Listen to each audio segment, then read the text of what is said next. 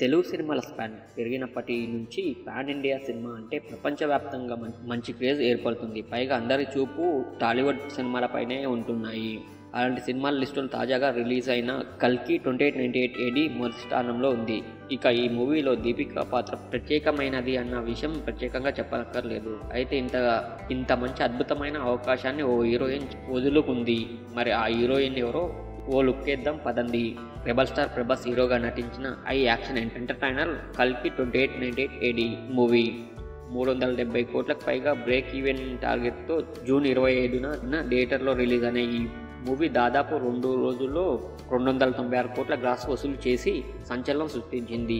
నాగశ్విన్ దర్శకత్వంలో వైజయంతి మూవీస్ బ్యానర్పై తెరకెక్కిన ఈ మూవీని దాదాపు 600 కోట్ల బడ్జెట్తో అశ్విని దత్ నిర్మించారు. సంతోష్ నారాయణ్ ఈ సినిమాకి సంగీతం అందించారు. ఇక ఈ కాస్ట్లీయెస్ట్ సినిమాలో బిగ్ బి, అమితాబ్ బచ్చన్, కమల్ హాసన్ కీలక పాత్రలు పోషించారు. అలాగే బాలీవుడ్ హీరోయిన్ దిశా పటాని ఈ సినిమాలో రాక్సీ అనే పాత్ర పోషించింది. వీళ్ళందరికంటే ముఖ్యమైన పాత్ర దీపిక పడుకుని పోషించింది. సినిమా మొత్తం ఆమె చుట్టూనే తిరుగుతుంది. సుమతి అనే పాత్రలో మెరిసిన దీపిక తన కడుపులో కల్కిని మోస్తూ సినిమాను అద్భుతంగా నడిపించింది. ఈ సినిమాలో అంతర్జాతీయ స్థాయిలో గుర్తింపు దక్కించుకుంటుంది దీపిక. ఇలాంటి అద్భుతమైన అవకాశాన్ని ఓ హీరోయిన్ చేజార్చుకుందట. ముందుగా సుమతి పాత్ర కోసం దీపిక కాకుండా పూజా హెగ్డేని అనుకున్నారట.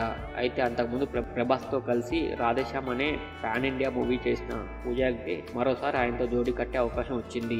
అయితే అప్పట్లో రాధేశ్యామ్ మూవీ డిజాస్టర్ కావడానికి కారణం పూజా హెగ్డే అంటూ దారుణంగా ట్రోల్ చేశారు.